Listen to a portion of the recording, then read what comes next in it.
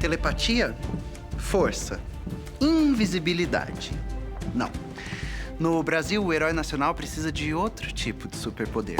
As condições para ser considerado herói da pátria ficam descritas na nossa Constituição. O brasileiro ou brasileira que for considerado oficialmente um herói ou heroína da pátria tem o nome dele ou dela gravado no livro de aço, que fica exposto no Panteão da Pátria, um monumento erguido aqui no capital do nosso país. Tanto ele quanto ela precisam ter morrido há, no mínimo, 10 anos. O que significa que vai demorar muito pra eu virar heroína da pátria, tá? Você espera sentadinha. Ih, mas não vai achando que esses heróis eram unanimidade, não. Muitos deles eram inimigos do povo brasileiro. Alguns ficaram esquecidos por décadas, ó. Esquece os superpoderes. O verdadeiro poder é a criação do mito.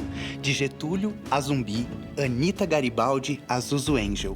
Cada um com uma história que marcou a nação. Qual será que era o brinquedo preferido do Duque de Caxias? Eu acho que era o cavalinho. Ou será que era o exército de chumbinho? Ou será que era espada? Ou... tanto faz, é porque ele não teve tempo de conhecer a metralhadora. Ele não foi o menino predestinado que nasceu para ser o salvador da unidade nacional brasileira. Na década de 1720, numa dessas aldeias, nasce Sepete Araju. Depois ele vai se consolidar na cultura rio-grandense como um guerreiro, mito, herói e até um santo. E eu achando que eu tinha feito coisa nessa vida. Ele tinha essa responsabilidade de estar defendendo o seu povo, né?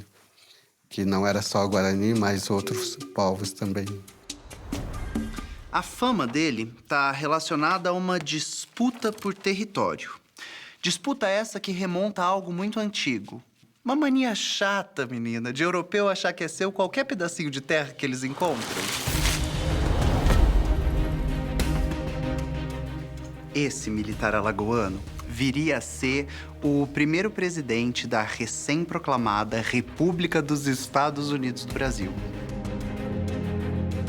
Então ele queria ser um ditador republicano. Na verdade, ele queria ser um novo imperador do Brasil. Apesar do reconhecimento em vida, o Marechal Deodoro morreu bem chateado com o exército. Ele pediu, inclusive, para ser enterrado sem nenhuma honraria militar. Fosse isso, estava bem, né? A mágoa era tamanha que ele pegou o uniforme e mandou colocar numa lata, soldar e jogar ao mar. Passada com a mágoa dela, né? Esse país tem heroínas.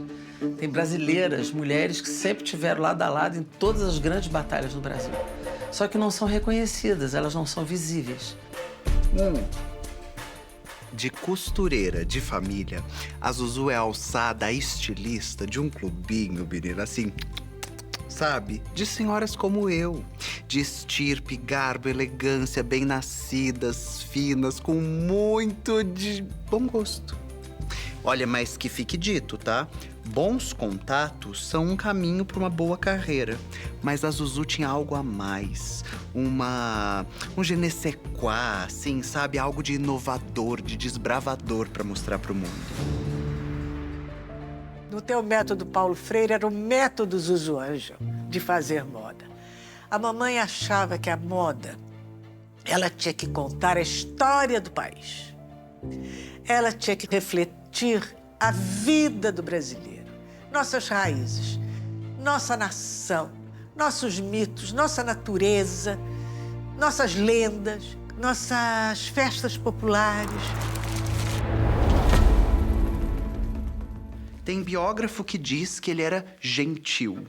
Tem biógrafo que foca no fato de que ele era desconfiado. E ele também foi pintado como um bravo guerreiro destemido.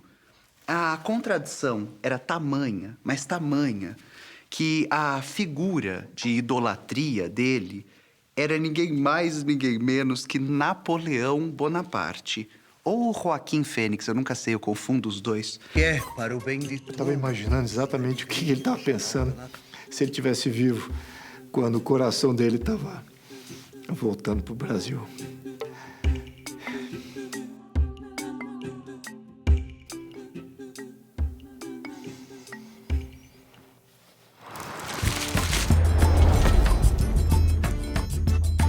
A gente pode olhar para esse momento histórico como uma disputa entre famílias, a Real e os Alencar.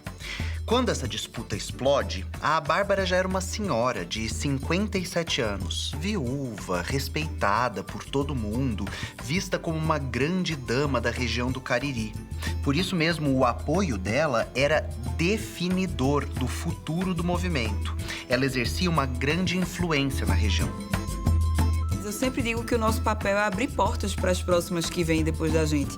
Esse foi um papel importante exercido por Bárbara de Alencar. A gente tem historiadores no Brasil que afirmam que a Bárbara de Alencar teria sido a nossa primeira presidenta da República. Ao longo dessa série, você já entendeu que ninguém nasce um herói, né? E o Tiradentes também não virou um herói porque ele estava, desde o século XVIII, pedindo para as pessoas terem higiene bucal. Esse homem queria desmembrar as partes do reino. E se ele queria desmembrar as partes do reino, vamos desmembrá-lo nós primeiro. E vamos tornar público para o reino que as partes que ele quis desmembrar agora são as dele, né? Ela lutou na Revolução Farroupilha, participou da Guerra Civil no Uruguai e esteve ao lado dos combatentes na unificação da Itália. Anitta, vendo a casa cercada e no meio do combate, dos tiros que houve, ela abriu a porta, era uma casa, era um estábulo, tinha os cavalos dentro, ela monta a cavalo, pega um filho no colo e com outra garrucha na mão, abre as portas e dispara a galope em direção a quem está disparando nela, né? E ela consegue fugir daí.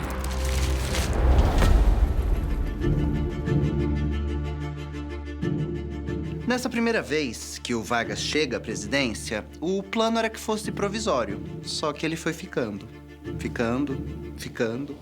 E no final, menina, ficou 20 anos, quem diria? Heróis são um risco enorme. Heróis são, muitas vezes, personalidades carismáticas e problemáticas no sentido de que não são amigas da negociação, não são amigas da tolerância, não são amigas do debate respeitoso. Você olha para a história, vamos procurar alguém que seja simbólico na nossa história. Você encontra Zumbi dos Palmares pronto para ser essa figura que é contra o sistema, que se organiza em guerrilhas, né? Que ataca e sai, que ataca e sai. Para vocês terem uma ideia, num intervalo de 1 ano, a colônia mandou mais de 600 homens, chefiados pelo militar favorito do rei, o Brás Rocha Cardoso. Mas nem esse capanga da coroa de Portugal era capaz de fazer cair o quilombo. Que a vida não é fácil para ninguém e que a família negra passa por caminhos terríveis e que a gente tem que superar, tem que levantar a cabeça, tem que enfrentar, porque se você não enfrentar, você se arrasa. Então é melhor você enfrentar. Quando você enfrenta, você sempre vai encontrar uma mão no caminho. Não importa se essa mão é branca ou negra, você vai encontrar uma mão que vai marchar com você, que vai dar a caminhada. Eu sou Rita Von Hunt e o meu superpoder é escovar a história contra pelo. Nessa temporada, a gente vai desvendar por que, quando e como nascem os heróis.